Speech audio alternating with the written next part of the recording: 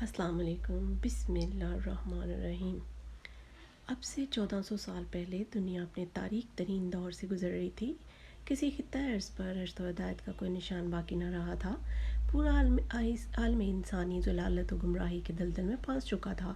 ہندوستان کے روحانی پیشواؤں کی تعلیمات اپنا اثر ظاہر کر چکی تھیں اور یہ ملک و عوام و خرافات کا شکار تھا۔ شرک و بت پرستی ہندوستان میں خداؤں کی تعداد یہاں کی آبادی سے بھی زیادہ بڑھ گئی تھی۔ ایک ایک آدمی پر کئی کئی خداؤں کا ہوست پڑتا تھا۔ بعض فرقوں میں اوضاع تناسل کی پرستش ہوتی تھی۔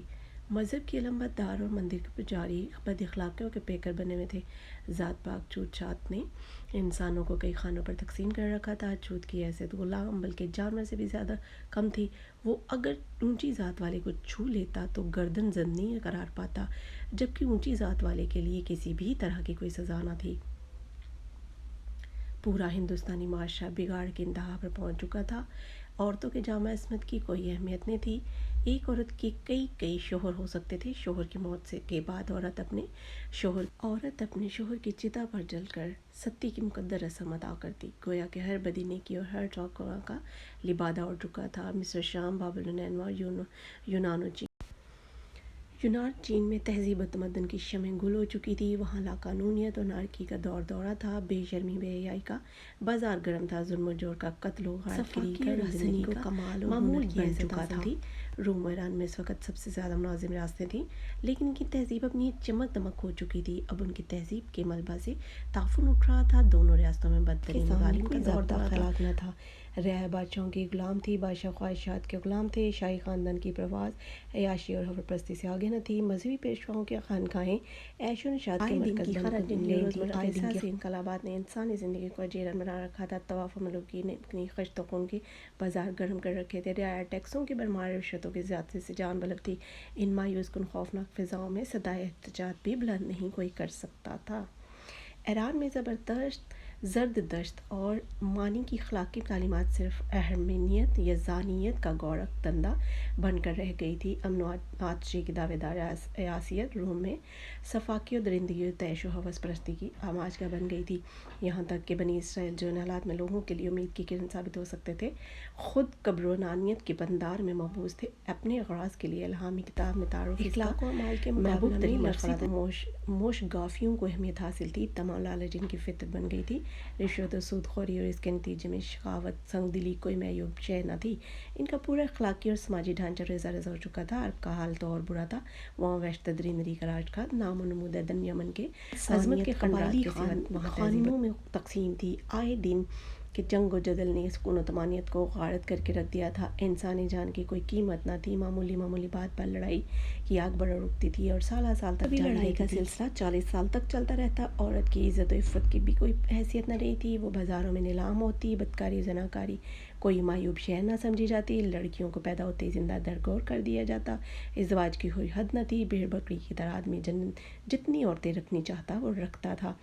شراب تو عورتوں اربوں کی گھٹی میں پڑی تھی۔ کوئی بس اس وقت تک بارونق اور کوئی دعوت اس وقت تک مکمل نہ سمجھی جاتی جب تک اس میں شراب کے جام نہ چلیں۔ ہر گھر میکدہ تھا اور ہر فرد ساقی بھی اور میخوار بھی۔ جوا اور سٹہ بازی ان کے لیے فخر و مباحات کی چیزیں تھیں۔ سود خوری بھی یہودیوں کے فیض و رائج تھی۔ مالدار افراد اور گھرانے سے سود کا کاروبار کرتے تھے۔ بعض قبیلوں نے چوری اور ڈاکہ زنی کو مستقل پیشہ بنا رکھا تھا۔ پورا سماج وہموں اور خرافات کی تاریکیوں میں ڈوبا ہوا تھا۔ خدا کے ساتھ شرک ان کا ترہ امتیاز تھا۔ خانہ خدا میں بھی 360 بت نصب تھے۔ ہر قبیلہ کا بت الگ تھا۔ سب سے بڑا بت حبل کعبہ کی چھت پر نصب تھا۔ ان بتوں کی پرستی ارکان حج میں داخل تھی۔ ان بتوں کو راضی رکھنے کے لیے انسانوں کی بلی دی جاتی۔ ان کے نام سانڈ چھوڑے جاتے، ان کے نام سے فال نکالی جاتی۔ شرک کے علاوہ بعض قبیلوں میں عیسائیت راج تھی۔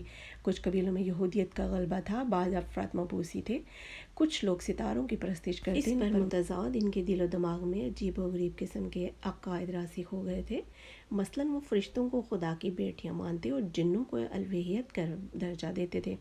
گویا کہ عرب فکری لحاظ سے دیوالیہ ہو چکا تھا اور عملی اعتبار سے خواہش پرستی کی نچلی سطح پر پہنچ کر جانوروں کی سی زندگی بسر کر رہا تھا۔ ان حالات میں حضرت محمد صلی اللہ علیہ وآلہ وسلم شرف نبوت سے نوازے جاتے ہیں۔ آپ غار ہرا سے واپس آ کر اپنی دعوت کا آغاز کرتے ہیں، لوگوں کو خدا کی طرف بلاتے ہیں، اپنے رسول ہونے کا اعلان کرتے ہیں اور اخروی زندگی کی طرف توجہ دلاتے ہیں۔ آپ صلی اللہ علیہ وسلم کا قافلہ بڑھنا شروع ہوتا ہے۔ کچھ لوگ آپ کی دعوت کے مخالف ہو جاتے ہیں، وہ آپ کے پیغام، آپ کی دعوت کو ناکام بنانے اور آخر میں آپ صلی اللہ علیہ وسلم کے وجود کو صفحہ ہستی سے مٹا دینے کے لیے تمام تدابیر، ہر طرح کی سازشیں، مختلف ہتھ کنڈے استعمال کرتے ہیں، مگر ان کی کوشش رائے گاں جاتی ہیں۔ کاروان اسلام آپ صلی اللہ علیہ وسلم کی رہنمائی میں آگے بڑھتا ہے اور 23 سال کی قلیل مدت میں دنیا کی سب سے بڑی طاقت بن کر ابھرتا ہے اور پھر چند سالوں میں دنیا کے بڑے حصے پر چھا جاتا ہے۔ اب ہماری باری ہے، ہم دیکھ لے ہیں کہ اسلام کہاں ہے۔